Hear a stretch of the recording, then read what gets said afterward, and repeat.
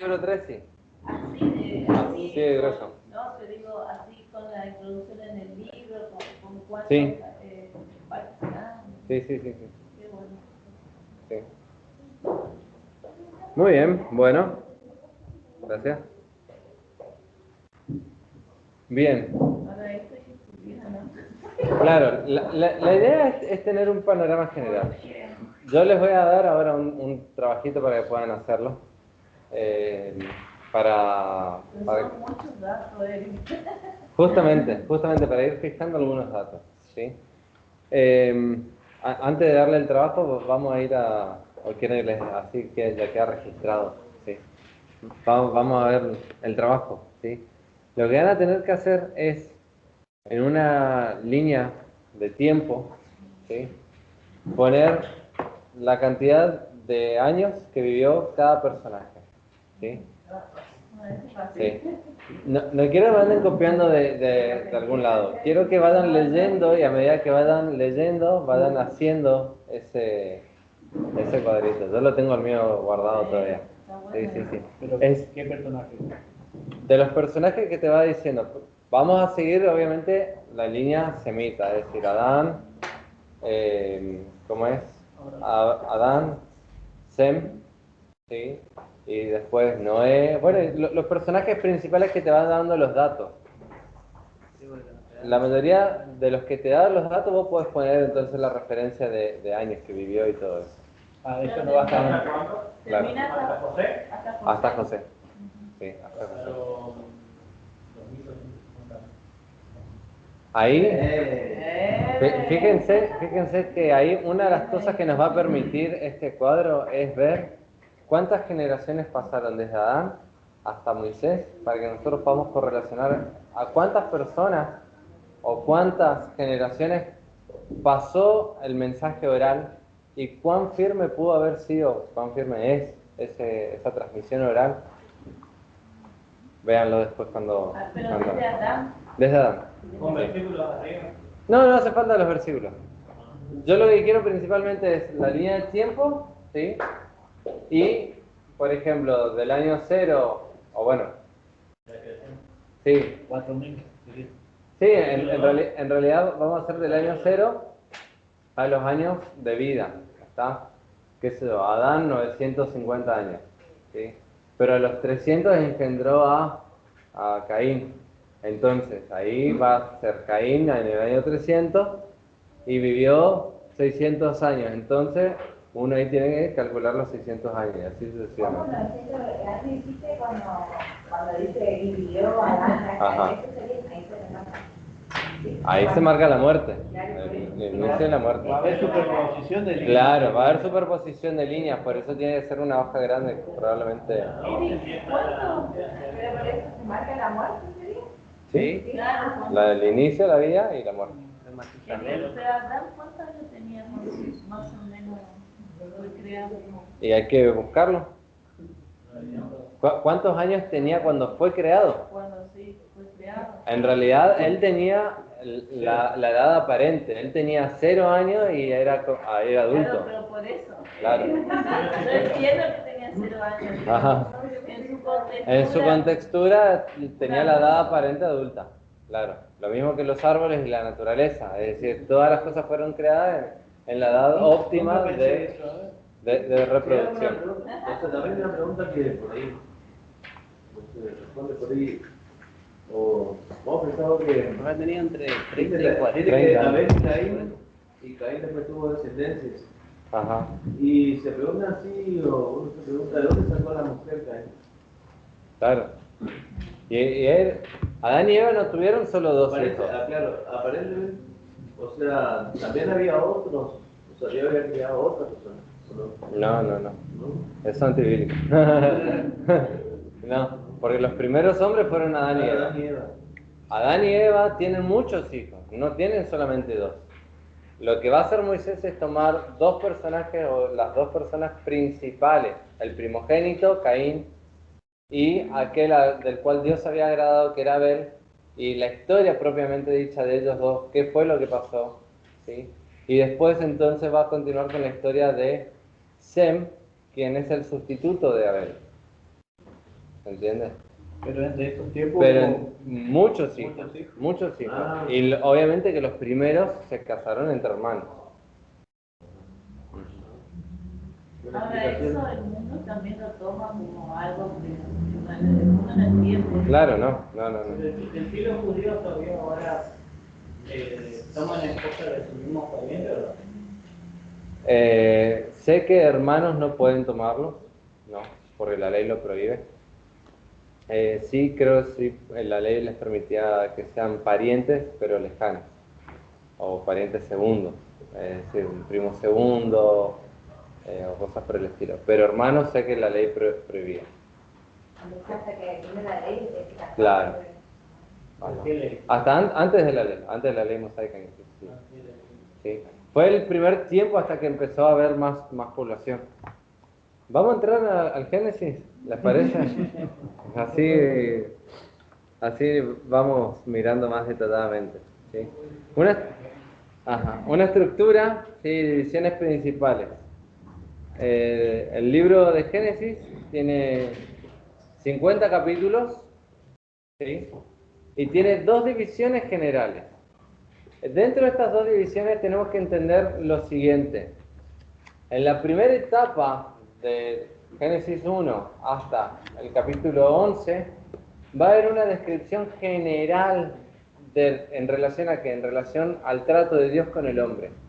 Dios se va a relacionar con el hombre de manera general, es decir, no hay un pueblo selecto, todavía se relaciona con los hombres, ¿ah? Como un solo hombre. ¿Se entiende esta terminología de vínculo y de unidad? ¿Tá?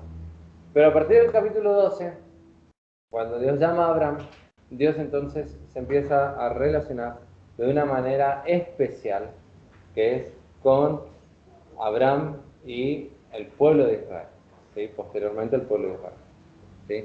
Entonces esto es importante que tengamos en claro que hay en estas dos divisiones una parte general y una parte especial o específica, ¿sí? General en relación al pueblo en relación a la humanidad, ¿sí? Y específica en relación al pueblo de Israel, ¿tá? A partir del capítulo 12 entonces empieza a tratar de manera específica al pueblo de Israel y su descendencia, Abraham y su descendencia. 4 eventos claves de la primera sección es la creación, la caída, el diluvio y las naciones, la confusión, el juicio de Dios a través de las lenguas y las naciones que se forman como consecuencia de este juicio, ¿sí? Por el otro lado, cuando Dios va a tratar de manera específica, ya no se trata de eventos, sino de personas. Por eso es específico, por eso es especial. Y va a hablar de Abraham, de Isaac, de Jacob y de José. ¿Cuáles son las palabras claves que van a encerrar a cada sección? En la primera sección, del 1 al 11, las palabras claves son la creación y la corrupción. ¿Por qué son palabras claves? Porque es ahí donde Dios va a evidenciar la creación, el origen de todas las cosas, pero en segundo lugar, la corrupción del hombre. En estos primeros 11 capítulos se ve cómo el hombre, la mente, el corazón del hombre, está totalmente corrompido por su pecado. Cuando estaba preparando esto y reflexionaba mientras leía también Génesis, y en una parte dice que los pensamientos del hombre era de continuo solamente el mal, ¿no es cierto? Y pensaba en el hecho de que el corazón, la mente del ser humano, ¿sí?, está condicionada al pecado hasta que llega a la cruz, ¿no es cierto? Pero principalmente hablando a nivel general, está condicionada al pecado o está sujeta al pecado. De hecho, aún inclusive a los creyentes, lo que les sale naturalmente es pecar, ¿sí? Y es porque nuestro corazón está inclinado hacia lo malo, ¿entiende? Hacia hacer lo malo. La santificación que viene en la vida del creyente, el cambio está en que el corazón del hombre piensa en cómo agradar a Dios. Y eso es lo que redirecciona su mente y sus intenciones para hacer las cosas para la gloria de Dios y buscar las cosas en santidad. Esa es la forma aplicativa, cierro paréntesis. Volvamos entonces acá al Génesis. ¿Sí? Este es el principio de todas las cosas. Génesis, libro de Génesis significa principio. ¿Ah? Bien. Si damos vuelta a la página, de ahí tenemos un cuadro representativo donde nos va a explicar rápidamente, de una manera muy amplia, estos eventos y también los personajes claves con los capítulos propios que tiene cada uno de ellos. ¿Sí? Por ejemplo, la creación va al capítulo 1 y 2. Ahí se ve el complemento de las cosas. ¿Sí? ¿En qué sentido? Fíjense de que está la luz, el firmamento y el agua, la tierra y la vegetación, el sol, la luna y las estrellas, las aves y los peces, los animales y el hombre y el reposo. Fíjense cómo Dios, al crear las cosas, ¿sí?, va poniendo un complemento entre una cosa y otra. Y de hecho, cuando termina de crear al hombre, dice, no es bueno que el hombre esté solo, le haré ayuda idónea. De allí entonces está la complementariedad del ser humano con su cónyuge. ¿Está? Ahora, Dios todas las cosas las creó de una manera complementaria en este aspecto. ¿Sí? Cuando hablamos de la luz, a veces se quiere decir que Dios creó las tinieblas, ¿sí? Dios creó la luz, ¿sí? Dios creó todo. ¿Sí? Las tinieblas forman parte de esa creación. ¿Está? Cuando dice, por ejemplo, en el texto, en el principio creó Dios los cielos y la tierra, esto nos está hablando del firmamento, es decir, de las expansiones de todas las cosas, de las cosas creadas. Que para el hombre esto es infinito, ¿sí?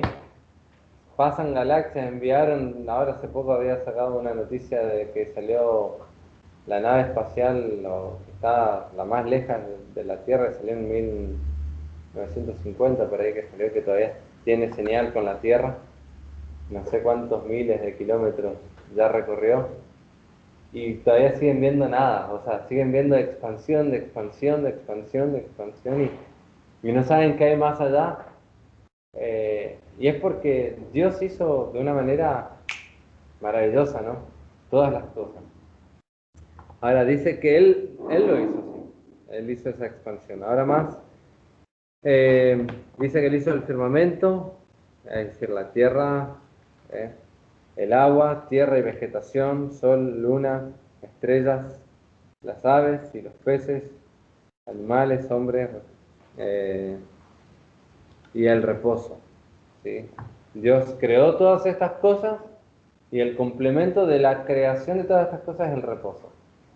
¿Entiendes? La caída, capítulo 3 al 5, ¿sí? Y ahí se ve la corrupción propia del hombre, el pecado propio del hombre. En el jardín del Edén entra la corrupción por consecuencia de que el hombre y la mujer ceden a la tentación de Satanás. Palabras ahí claves que tenemos: jardín del Edén, Adán, Eva, Satanás, pecado, juicio, Caín y Abel. El diluvio, la condenación del capítulo del 6 al 9, la condenación, la maldad, Noé, el arca, el diluvio, nuevo comienzo, el arco iris, y las naciones, capítulo del 10 al 12, que es cuando se da la gran confusión, la Torre de Babel, las tablas de las naciones, confusión de lenguas, naciones dispersas. Este es el comienzo de la humanidad. Así fue el comienzo de nuestra historia como seres humanos. Relato histórico, año 4000 al año 2100 antes de Cristo. ¿No? Esa es la primera etapa del libro de Génesis, va hasta el capítulo 12. La otra segunda etapa, entonces, como dijimos, va a tratar acerca de personajes claves en relación a el pueblo de Israel y empieza por Abraham, quien es llamado de Ur de los Caldeos. Y fíjense que ahí se da el pacto. Capítulos del 2 al 24, llamado de Abraham, Lot, pacto, Sara, Ismael, promesa, circuncisión, Sodoma y Gomorra, conflicto. Estas son palabras claves que van a aparecer a lo largo de estos capítulos, ¿sí? Sacrificio. Sacrificio. Sí, sacrificio.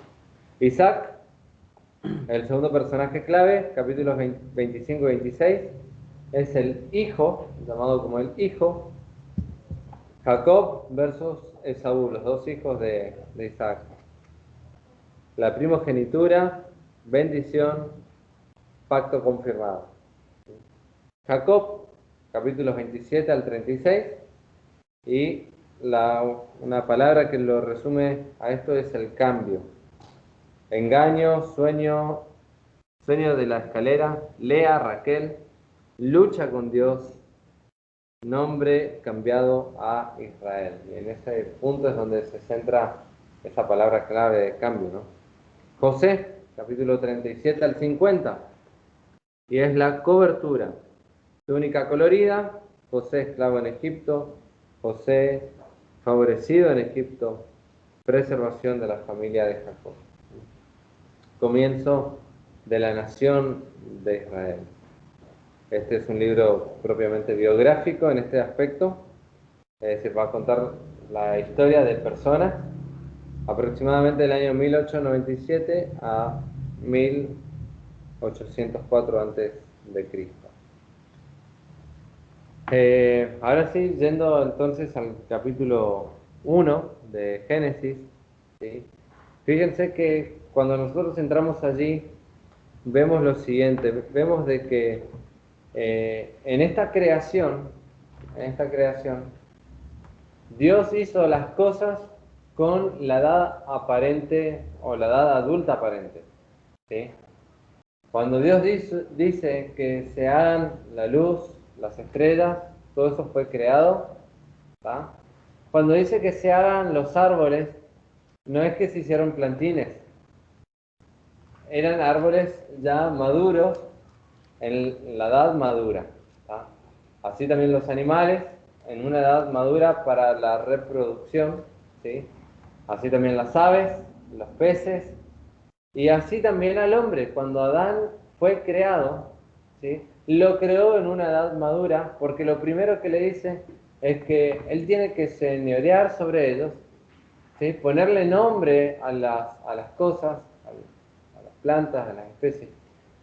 Y es allí cuando Adán se da cuenta de que no tenía ayuda idónea para él, que él veía a los animales de dos en dos y que él se encontraba todavía incompleto, por así decirlo. Entonces, Dios hace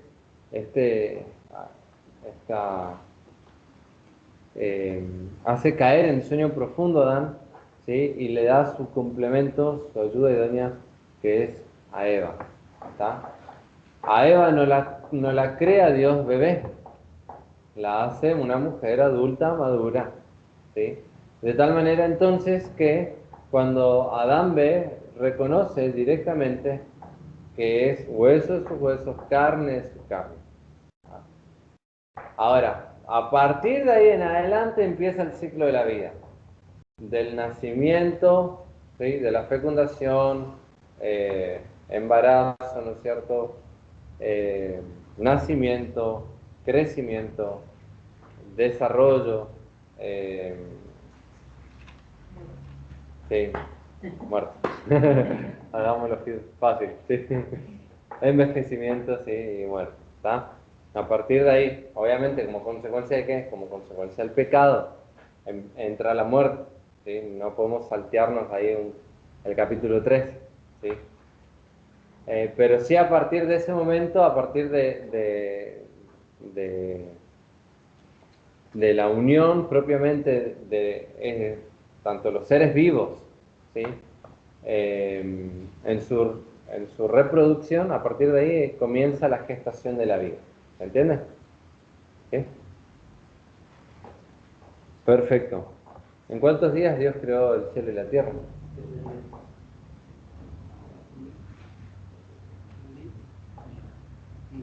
6 días. En 6 días, creo. O sea, en 6 días hizo la creación. ¿Sí? Cuando hablo del cielo y de la tierra, perdón, por ahí hablo. Digo, de toda. Él me lo tomó literal. Ajá. El cielo, la tierra, las aves, todo lo creó. ¿Cuánto? ¿En cuánto tiempo? En 6 días. ¿Sí? El séptimo día dice que reposó Dios de sus obras. ¿Mm? Bien. Veamos algunas cositas rápidas. Bueno, el tiempo se está avanzando y no hay. Por ahí destacar, no sé si corresponde la actuación de la Trinidad aquí, ¿no? Sí. Cuando dice hagamos, entonces, Ujú. participando las tres Claro, personas. sí. Hay algo sumamente importante. Una vez hablaba con un judío mesiánico cuando estuve en el Instituto en Palabra de Vida en Buenos Aires. Hablé con un rabino judío mesiánico. Y ellos dicen de que es muy difícil para un judío hablar de la Trinidad con ese texto, por ejemplo. Cuando Dios dice hagamos al hombre. Y la pregunta es ¿por qué si está hablando en plural? Y ellos dicen porque Dios es tan grande que cuando Él dice el hagamos, ¿sí? Él está hablando de toda su potencia actuando en la creación. ¿Sí? Ellos se toman de Jehová tu Dios uno es, ¿cierto? Entonces ellos no admiten la Trinidad. Nosotros desde una perspectiva bíblica completa, teniendo ya el canon cerrado, el canon completo con el Nuevo Testamento, podemos ver que, dicho, hay muchos lugares del Antiguo Testamento donde se mencionan las diferentes personas de la Trinidad, ¿sí? Como deidad, pero el Nuevo Testamento lo certifica de manera clara y contundente, de tal manera que nosotros ahora podemos ir al Antiguo Testamento y cuando vemos estos detalles, decimos que cuando Dios dice hagamos al hombre o hagamos estas cosas, no está teniendo un diálogo entre las tres personas de la Trinidad. ¿Sí? No es que él está pensando de sí mismo, yo soy tan grande que entonces voy a decir hagamos. ¿Entiendes? Es hasta como medio. ¿No es un poco rebuscado eso? Sí, es un poco rebuscado. Y en los originales Está en plural. también Está en plural. griego y En el hebreo. Ya cuando dice creó Dios, dice Elohim, Ajá. que está en plural, dice, Claro. dice creamos Ujú. el cielo, o sea, cuando habla en principio de Dios, es Elohim, está en plural, cuando dice, y después dice creó, Claro, en singular. claro. En el principio creamos, Los cielos en y el la tierra. principio nosotros creo. O sea, hay una relación ahí que nosotros podemos decir que es Dios en plural, pero la acción de crear en singular. Claro. En el libro de Carballosa de Génesis, ese lo tuve una vez en mi mano, lo hojeé y me lo perdí de comprármelo. Y Luis después se lo compró y me lo sacó. Porque cuando fui a comprarlo ya el Luis se lo había llevado. Así que ahora lo tiene Luis. Bueno, ahí Carballosa explica bien cada término de la palabra en el hebreo. Que obviamente yo hebreo sí que. Sí, el griego me cuesta, el hebreo cero. Estoy. Bueno, y ahí Carballosa sí explica todas estas cosas que no hay con qué, digamos, poner otro argumento, porque es claro lo que el texto dice. ¿Sí? Les decía entonces, hablando de manera específica en relación a las escrituras, ¿sí? Fíjense algunos detalles. Dios. Una de las cosas que dijimos es que Dios se va a revelar a sí mismo.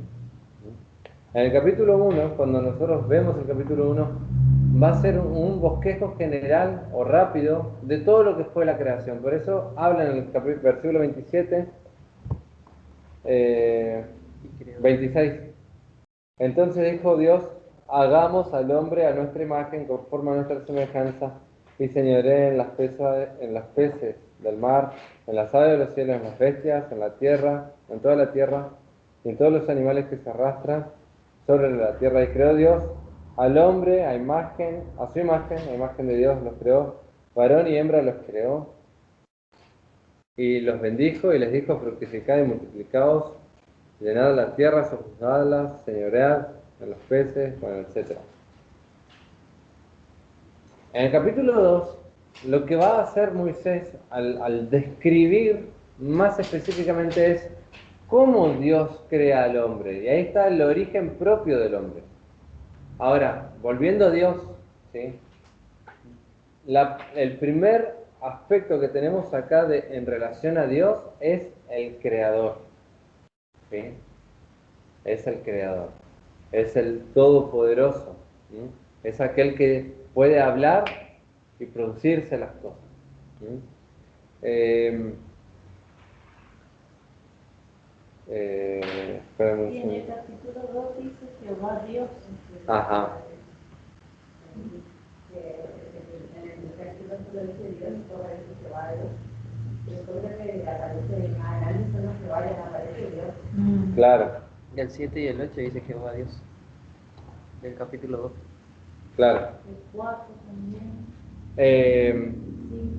Cuando nosotros estudiamos los nombres de Dios, ¿sí? Dios también se revela a través de sus nombres. Sus nombres tienen un significado propio. El nombre de Dios en el hebreo es Él, lo que para nosotros sería Él. Él es Dios en el hebreo. Y que justamente está haciendo énfasis a la deidad máxima, suprema. ¿Sí? Es decir, no hay otro superior a Él. Entonces, cada vez que aparece Él, que de ahí deriva después Elohim, que es un nombre compuesto, ¿sí? A medida que vayamos viendo, vamos a ver algunos detalles de los nombres de Dios, porque seguramente cuando habrán leído se habrán dado cuenta. Por ejemplo, el Roy, que aparece ahí con Agar, el viviente que me ve. Ese es el Roy, ¿sí? Jehová Jireh. Jehová Jireh. Y eso va antepuesto con Jehová siempre. Claro, No sé si tiene que ver con esto que dice Jehová Dios, pero es Jehová Jireh, Jehová Roy, creo que es. claro. El nombre Él es la forma más genérica de llamar Dios, ¿sí? De decir Dios, la forma más amplia, ¿tá? De llamar a la deidad, ¿sí?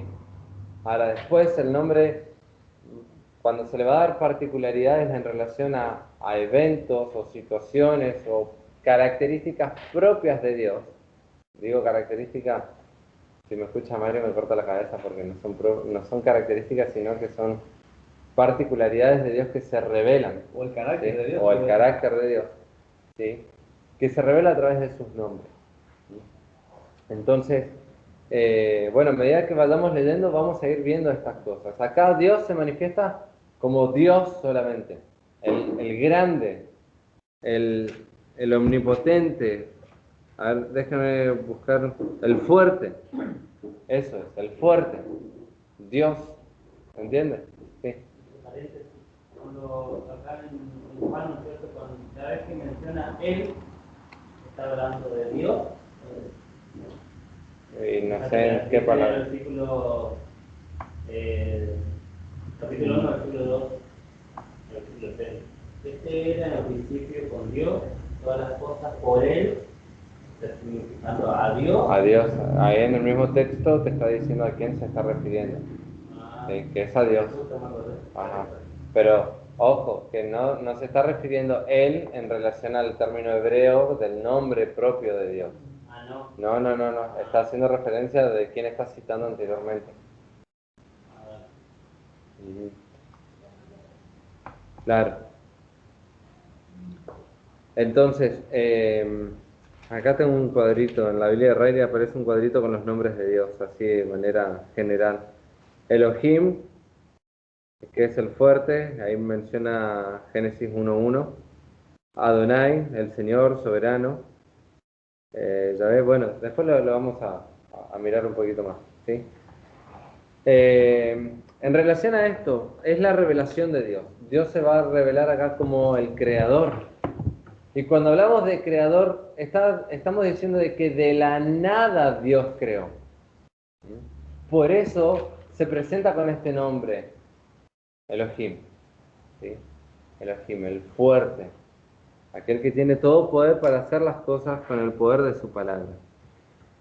Y después cuando dice hagamos al hombre, versículo 26, y dijo Dios, hagamos al hombre a nuestra imagen, conforme a nuestra semejanza, y señoree en los peces. Bien. La pregunta que siempre surge es, ¿a qué se refiere o qué es lo que quiere decir con esto de imagen y semejanza? ¿Qué entienden ustedes?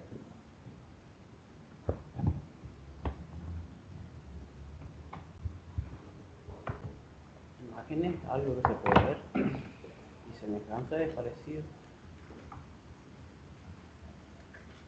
Puede ser. Y capaz. Capaz. Capaz. Que una imagen es algo que uno puede ver y la semejanza que es parecido. Imagen, había dicho que un reflejo. Ajá.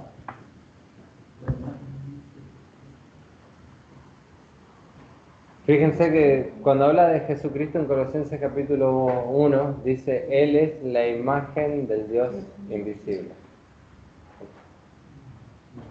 Dios es invisible, Dios es espíritu. Entonces cuando dice, hagamos al hombre conforme a nuestra imagen, está poniendo un sello particular, Dios en el hombre, ¿sí? Como una creación particular, específica, especial, ¿sí? Y en relación a su semejanza tiene que ver con las facultades propias que el hombre posee, porque Dios las posee. El hecho de tener una parte de razonamiento, de ejercer voluntad, de sentir, ¿sí? De comunicarse, exactamente, ¿sí?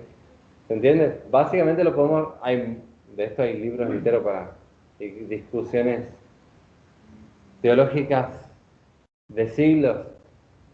Yo lo resumo así de manera muy general, ¿no es cierto? Esto es el hecho que Dios nos hizo a su imagen y semejanza. Imagen, Dios en el hombre y semejanza. Las facultades propias del hombre, de poder pensar, de poder comunicarse, de poder sentir, de poder decidir. Es más, en ese sentido, el hombre puede conocer a Dios por el hecho de que fue creado a imagen y semejanza de Dios. Porque Claro. si fuera totalmente otro, es imposible que el hombre Claro. pueda comprender a Dios. Dios le dio esa capacidad y lo podemos hacer porque somos creados en imagen de Él. En el hecho de que Dios nos haya creado conforme a su imagen y semejanza, en la sabiduría de Dios está la redención implícita en la obra de Cristo. Es decir, ¿por qué? Porque Dios en su sabiduría pensó y sabía de que el hombre iba a pecar. ¿Sí? Dios conoce todas las cosas. Pero Dios de antemano también había trazado una forma de salvar al ser humano, de cómo salvarlo. ¿Sí? Ahora, si nosotros no seríamos a la imagen y semejanza de Dios, no podríamos acceder a esa salvación que Dios estaría proveyendo. ¿Se entiende? ¿Ah? Y cuando dice semejanza, facultad propia del hombre, es decir, Dios tiene también esas cualidades. Claro. Sí, son cualidades propias de persona. Claro. Uh-huh. Y fíjate en el texto ahí en Génesis 2. Lo que va a hacer Moisés es justamente describir esto de una manera muy particular. Y tiene que ver con cómo es la composición del hombre. Capítulo 2, versículo 7. Dice, entonces Jehová Dios formó al hombre del polvo de la tierra y sopló en su nariz aliento de vida, y fue el hombre un ser viviente. Acá nos describe de manera explícita lo que implica esta imagen y semejanza en la creación. Fíjate que dice que Dios formó al hombre del polvo de la tierra. Sí, esto nos habla de una composición biológica que de manera particular inicialmente era polvo. ¿Sí? Eran partículas de polvo. ¿Cómo lo hizo Dios? No sabemos si Él lo formó con sus manos, si tiene manos, ¿sí? Porque no lo dice las Escrituras. Si Él dijo que se forme el hombre, no lo dice las Escrituras, eso no está revelado. ¿Sí? Pero sí está claro que dice acá, Dios formó al hombre. Y cuando dice, hagamos al hombre, esto nos está diciendo, nos está dando luz de que no fue igual que el resto de la creación, sino que Dios puso su mirada y un detalle especial en el ser humano. Y dice entonces acá, en ese pedazo de barro que estaba allí formado, dice que sopló en su nariz aliento de vida. Cuando sopla Dios aliento de vida, ese pedazo de barro empieza a tener vida. Las partículas de polvo se convierten en células y se transforma eso en vida, porque Dios le dio la vida. ¿Se entiende? Ahora, allí tenemos la composición del ser humano, la parte material, el cuerpo, y la parte inmaterial, la parte del pensamiento, razonamiento, corazón, alma, espíritu, etc. ¿Sí? Pero que estas dos cosas, y principalmente a veces a mí se me armaba por lo menos ante una galleta que no podía entender dónde estaba el alma, qué parte era el espíritu, cuál era la mente y cómo era del corazón. Yo decía, ¿cómo es esto? ¿Por qué la Biblia habla de todas estas cosas y yo no entiendo nada? Bueno, no. Era más simple de lo que pensaba, ¿sí? Aunque es muy complejo. Pero es simple a su vez. En el hecho de que Dios creó al hombre en unicidad, es decir, creó al hombre con un cuerpo, ¿sí? Y con una parte material y una parte inmaterial, ¿sí? Estas dos partes no se pueden separar, excepto por la muerte, ¿sí? Ahora, mientras tanto, el hombre es, dice el texto ahí, un ser viviente. A eso es lo que me refiero con unicidad. Ahí es un ser, ¿sí? La parte material con la parte inmaterial. La parte del alma, el corazón, la mente, todas estas palabras, la Biblia va a utilizarlo como sinónimo para hablar de la parte inmaterial. ¿Sí? En 1 Corintios 15:45 dice, así también está escrito, fue hecho el primer hombre Adán, alma viviente. Claro. Y el postrer Adán, espíritu vivificante. Claro. ¿Sí? Ahí hay una distinción un poco más pesada a nivel teológica en relación a la redención. ¿Sí?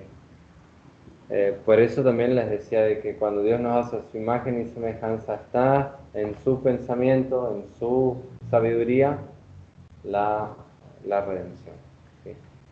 Hablando de la mente, Eric, me llamó el versículo después que habían pecado, sobre entender, digamos, viste que dice el versículo 11, ¿quién te enseñó que estabas desnudo?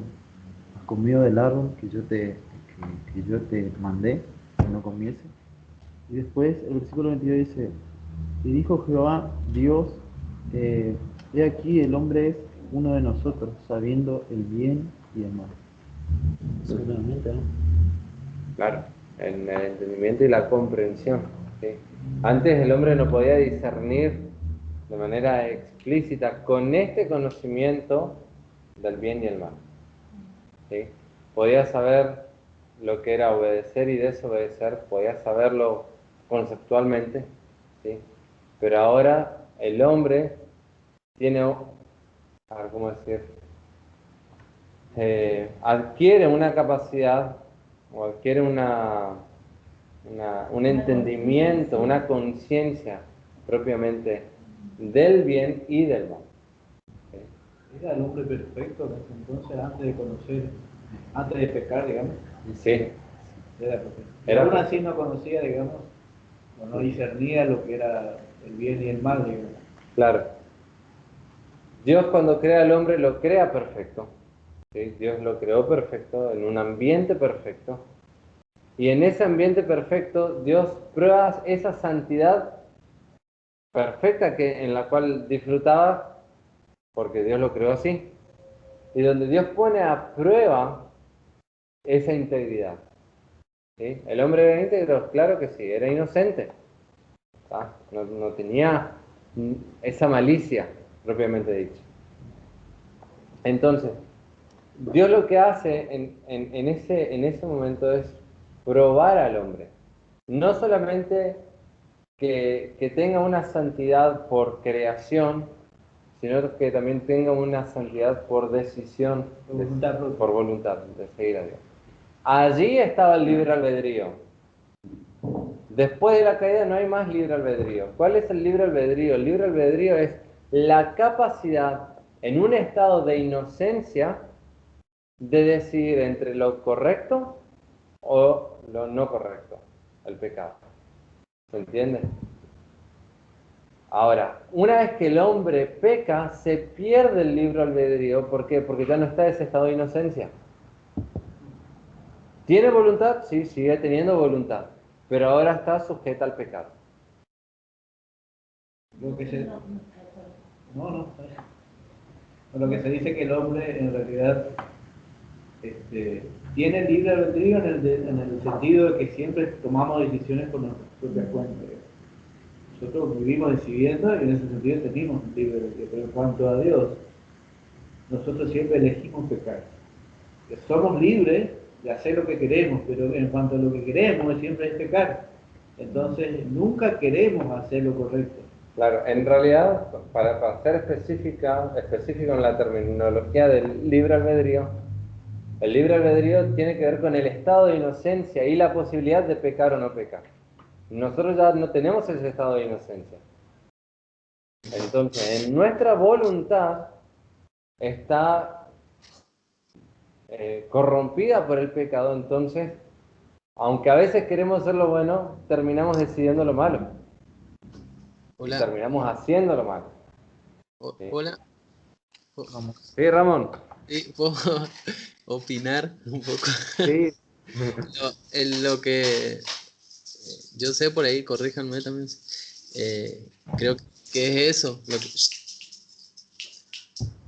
El hecho de que, o sea, sí o sí, la inclinación es a lo malo, digamos. Claro. Según, o sea, que ya no hay libre albedrío porque estamos, ¿cómo es? Para la palabra, ¿no hay cuestionados? ¿Sí? ¿Cuestionados, José? No. No, estamos sujetos al pecado. Sujeto, ahí Estamos está. condicionados por el pecado. Condicionados ahí, condicionados por el pecado, sí. Ajá. Creo que es así, ¿no? Sí. Es así. Es así. Justamente por eso. Por eso el hombre entonces ahora ya no puede decidir en este aspecto por no pecar. En el aspecto de que ya no tiene esa condición de inocencia. ¿Entiendes? ¿Sí? Por eso no tenemos más libre albedrío. Que dicho sea de paso, esto en un sentido es recuperado en Cristo.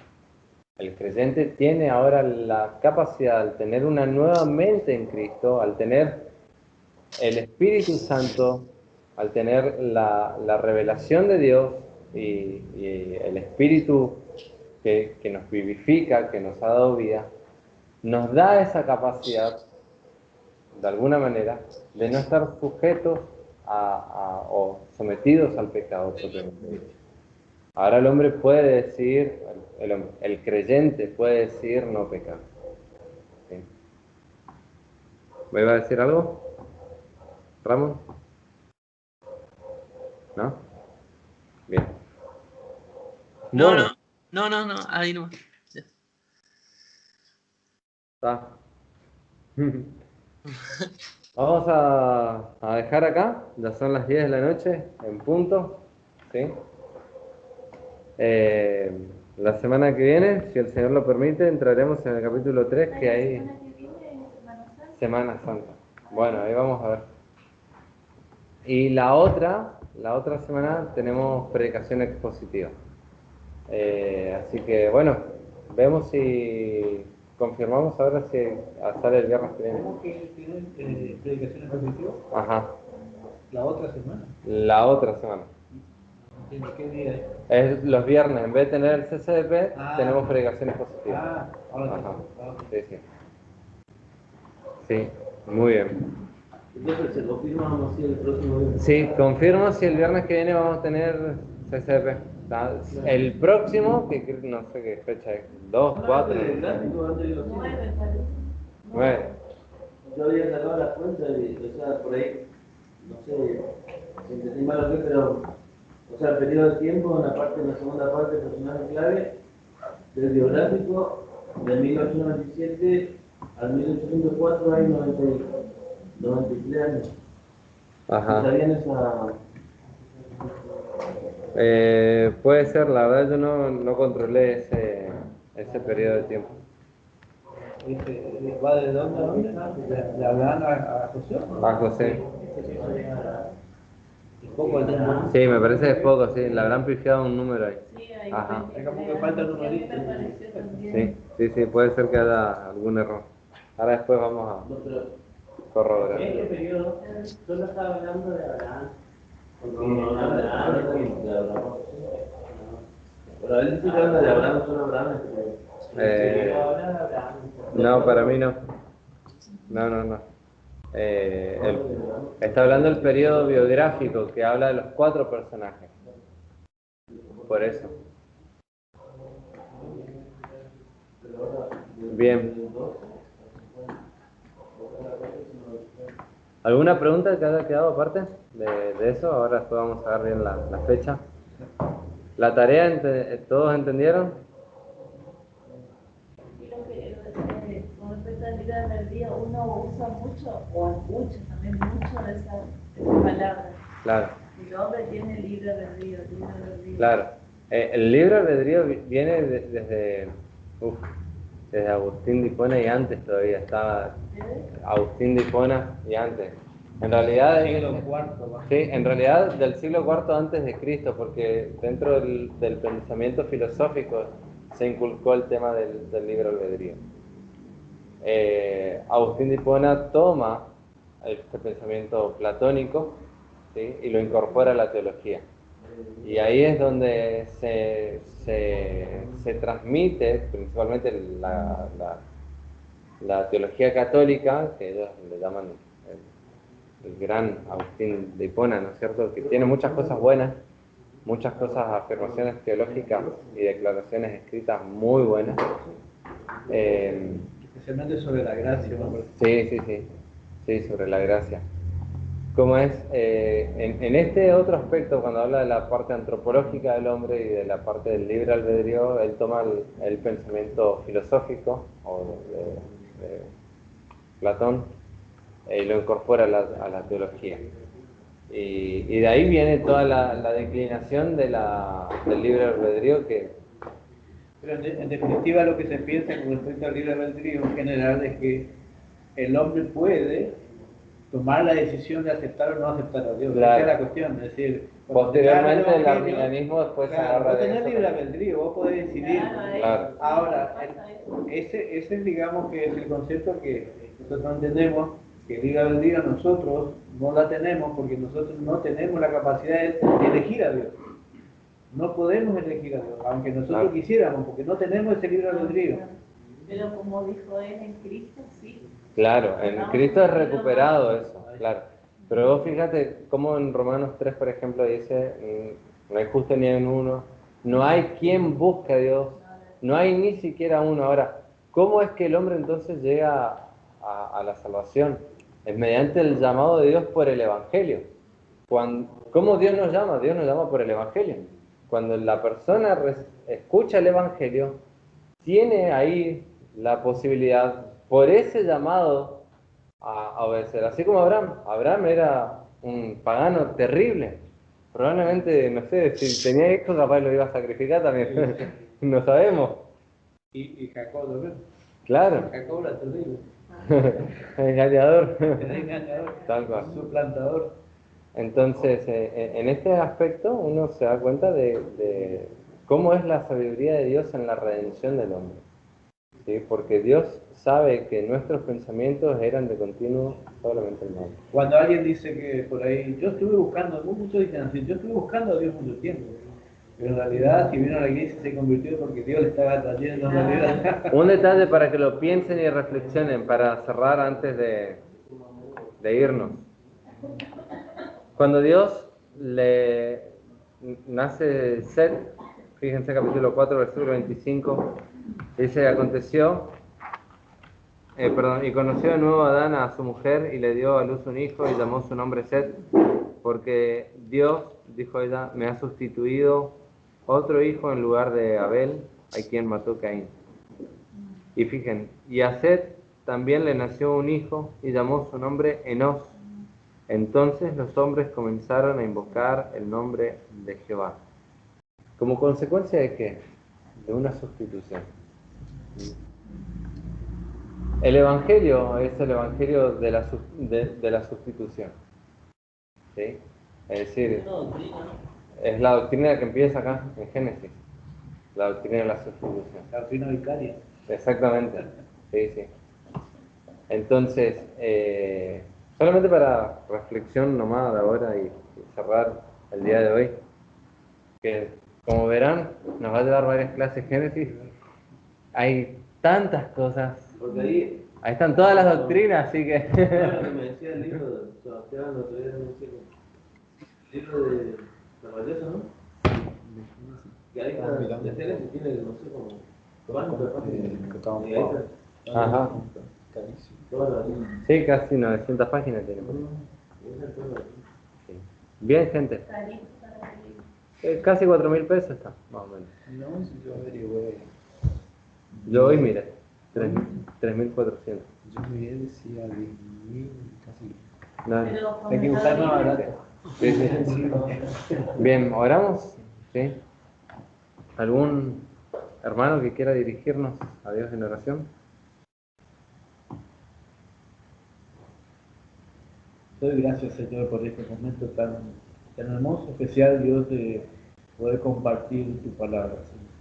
Gracias por este momento que hemos estado estudiando tu palabra, que tu Espíritu Santo estuvo iluminando nuestras mentes, Señor. Queremos cada día aprender más de ti, Señor. Queremos que nos enseñes, Señor. Que todo lo aprendido también, Señor, pueda ser aplicado, Dios, de alguna manera a nuestras vidas cristianas, Señor. Gracias por este momento. Te pedimos en el nombre de Jesús que nos acompañe a nuestros hogares, Dios. Y gracias. Amén.